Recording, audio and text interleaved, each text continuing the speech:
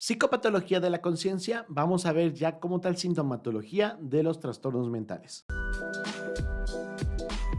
La psicopatología es una de las ramas de la psicología y a pesar de que estemos viendo temas de psicología nosotros también estamos aprender un poquito de esto ya que nuestro cuidado es holístico y realmente vamos a estar cuidando lo que viene haciendo el pensamiento, la psique, la cuestión física, el bienestar físico, el bienestar emocional, todo lo que tú gustes.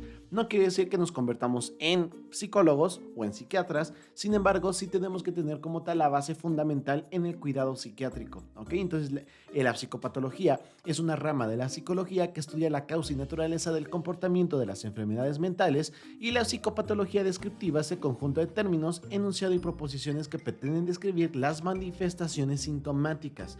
¿Por qué? Porque vamos a tener manifestaciones sintomáticas que a veces vamos a poder medir y a veces, pues la verdad es que no.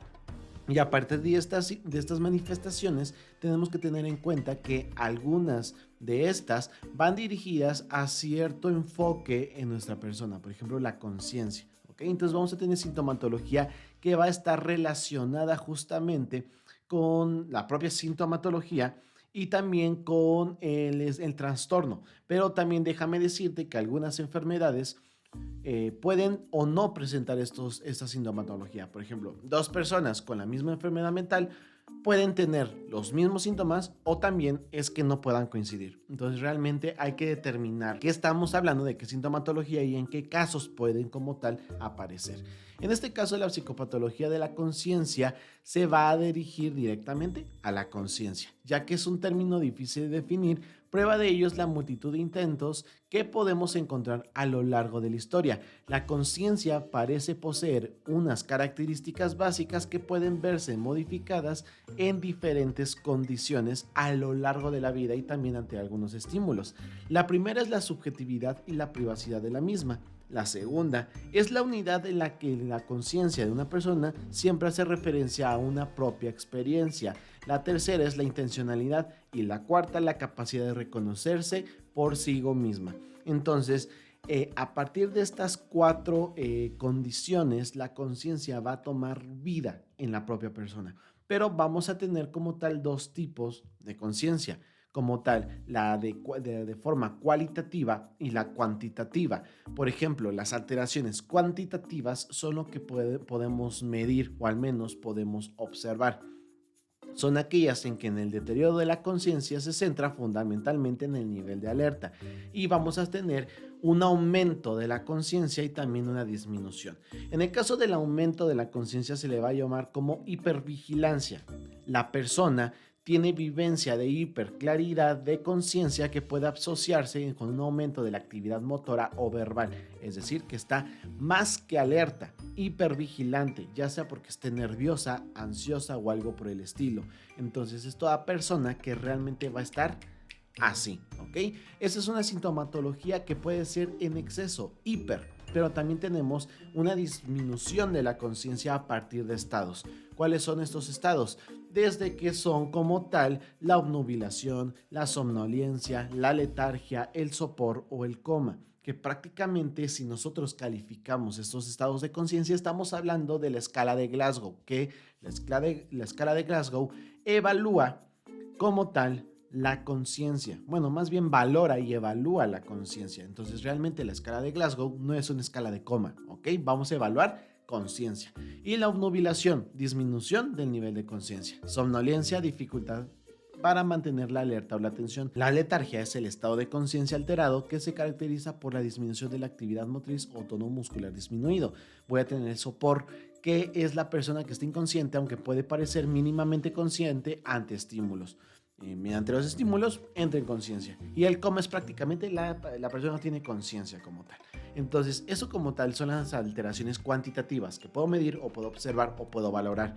Pero hay cosas en la conciencia que no puedo valorar hasta que yo no las vea específicamente ahí, que son las cuestiones cualitativas, que son alteraciones de la conciencia que se caracterizan por una restricción del campo de la conciencia, por una alteración del juicio global de la persona o incluso por ambas. Por ejemplo, estados crepusculares. ¿Qué es esto?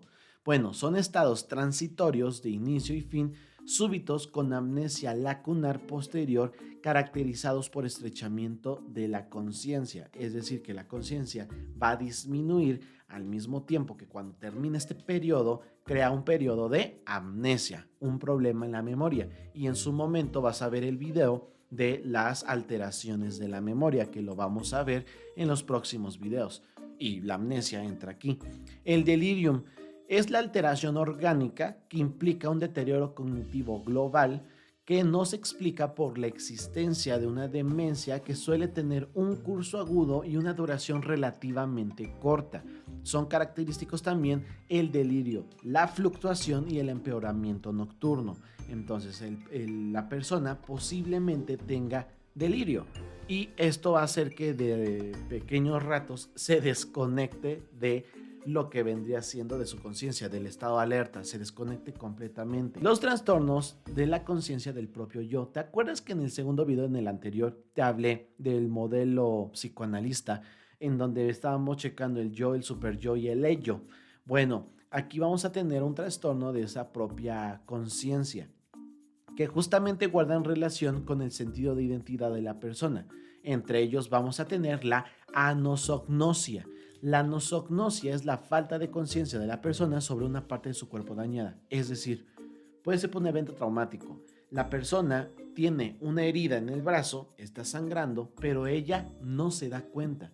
Y no porque no se quiera dar cuenta y lo niega. Literalmente no se da cuenta que su extremidad está dañada. Entonces la nosognosia es eso. Cuando una persona no se da cuenta de la alteración física de algún miembro de su cuerpo o alguna parte de su cuerpo que esté dañado. El miembro fantasma. Esto se da mucho en pacientes que han sufrido como tal una pérdida de alguna extremidad, ya sea una mutilación, ya sea accidental o también una amputación. Entonces el miembro fantasma aparece en las personas a las que se le ha amputado un miembro. ¿Qué significa eso? Que sienten la extremidad. Si tuvieron una amputación supracondilia en donde se le amputa parte arriba de la rodilla, el miembro ya no existe. Pero de forma psicológica el cerebro siente que aún tiene ese miembro. Entonces el paciente puede tener frío, siente dolor, siente una sensación de que puede mover el pie, pero realmente no está moviendo nada. Eso es el miembro fantasma y hay cuidados para todo ello. Tenemos la asomactonosia, que es la vivencia de desaparición del propio cuerpo. Que de repente el paciente diga, no tengo brazo, pero tiene brazo. O sea, eso es la asomactonosia. Tengo alteraciones de la conciencia del yo psíquico, es decir, despersonalización. ¿Qué significa cuando la persona se siente como si fuese irreal? Como de yo no existo, siento que no existo y mi cuerpo que ocupa un espacio no existe. Eso es despersonalización. Tenemos la alteración de la conciencia del mundo circundante, es decir, de aquellos. Yo no estoy consciente del exterior. Por ejemplo, desrealización.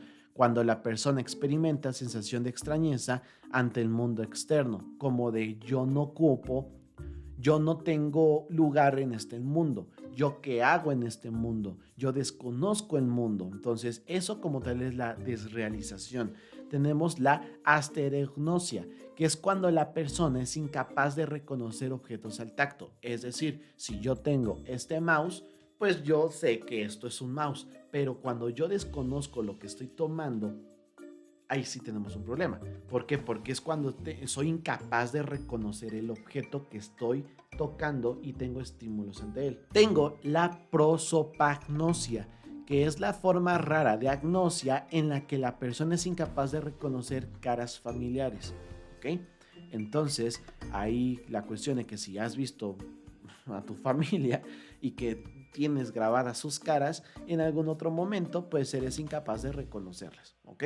Sé que a lo mejor vas a decir, ¿cómo es que llega a pasar? Pero es que pasa. Son algunas cuestiones que tenemos, por ejemplo, y es algo que podría abarcar la propia conciencia, pero realmente estas alteraciones las vamos a ver en una o más trastornos mentales y eso lo vamos a ver más a continuación. Apenas estoy dando la sintomatología de todo. aguanta que veamos trastornos mentales. Y ahí es cuando sí vamos a estar identificando qué tipo de trastorno mental va a tener el paciente. Espero que te haya gustado el video, que te haya servido demasiado. Suscríbete, te dejo todos estos videos por acá y te invito a que veas los 2 videos anteriores o 3 videos anteriores con respecto a la introducción de todo esto de salud mental en enfermería. Espero que te siga gustando y pues te voy a seguir subiendo estos videos a lo largo de los meses. Cuídate mucho y nos vemos a la próxima.